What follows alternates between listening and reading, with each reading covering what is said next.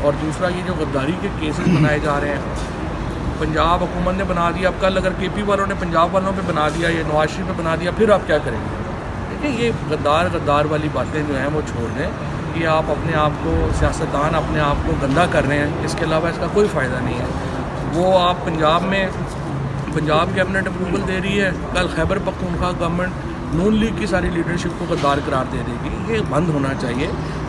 یہ سارے جو سیاستدان ہیں ان کو اپنی حدود متعین کرنی ہوں گی۔ یہ تو نہیں کہ ہر ایک کو ہر وقت جو ہے ہم نے جیلوں میں ہی ڈالی رکھنا ہے اور یہ کرنا ہے۔ اس کو واپسی کی ضرورت ہے اور بٹرنیس کو، تلخیوں کو کم کرنے کی ضرورت ہے۔ آپ پولیٹیکل انگیجمنٹ کی بات کر رہے ہیں، حالات نظر نہیں آ رہے، عمران خان صاحب بھی بات نہیں کرنا چاہتے، تو کس طرح سے؟ عمران خان کرنا چاہ رہے ہیں، پہلے یہ الائنس تو بننے دینا، ذرا الائنس بن جائے، پھر اس کے بعد آگے چلتے ہیں۔ اور عدالتوں کو، سپریم کورٹ کو چاہیے کہ آپ ذرا آہستہ کرے کام۔ فائز عیسیٰ صاحب ہر بینچ میں خود بیٹھ کے الیکشن کمیشن کو جس طریقے سے پروٹیکشن شروع کر دیتے ہیں وہ نامناسب طریقہ ہے، اس سے عدالت کا امیج خراب ہو رہا ہے۔ میرے خیال میں جو ہائی کورٹ کے اب ٹرائبونل چل رہے ہیں ان کو کام کرنے دیں اور اس کو چھوڑیں۔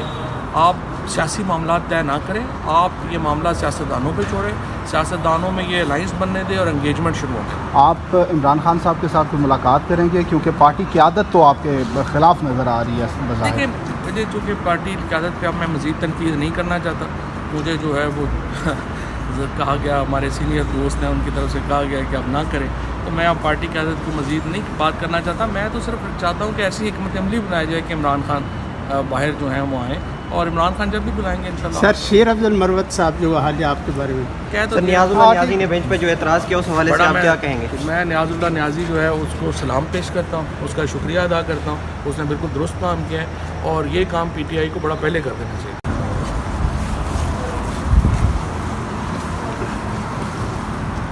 اچھا چوہی صاحب بتائیے گا کہ پی ٹی آئی قیادت کہتی ہے آپ کے ساتھ کوئی رابطہ نہیں ہوا؟ پہلی بات تو یہ ہے کہ جو آج یہ عامر مغل صاحب کو اریسٹ کیا گیا ہے، 6 تاریخ کو جلسے ہے اور ادھر سے جو اریسٹ کیا گیا ہے، پاکستان میں عملی طور کے اوپر آئین جو ہے وہ معطل ہے، انسانی حقوق جو ہیں وہ بالکل ختم ہے۔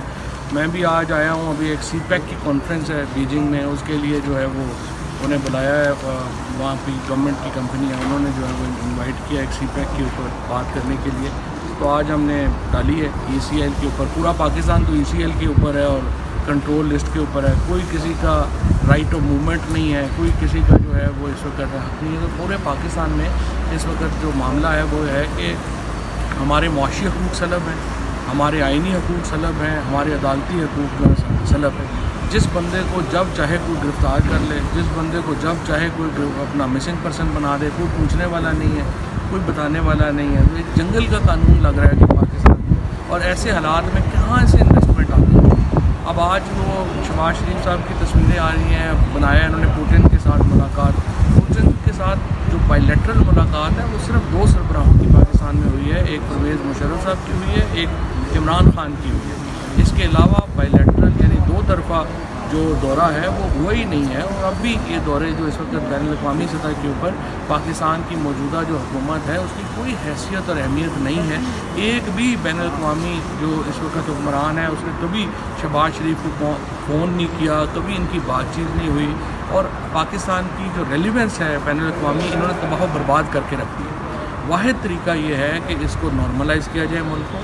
عمران خان کے بغیر پاکستان کے اندر نارمیلیسی واپس نہیں آ سکتی، سیاسی نارمیلیسی واپس نہیں آ سکتی۔ عمران خان کے ساتھ انگیجمنٹ ہونی چاہیے، اور انشاءاللہ یہ جو الائنس تحریک انصاف بنانے جا رہی ہے مولانا فضل الرحمان صاحب کے ساتھ، جی ڈی اے کے ساتھ، جماعت اسلامی کے ساتھ، یہ ایک کامیاب وینچر ہوگا، اور اس کے نتیجے میں پاکستان کے اندر جو پولیٹیکل انگیجمنٹ ہے اس میں آسانیاں آئیں گی۔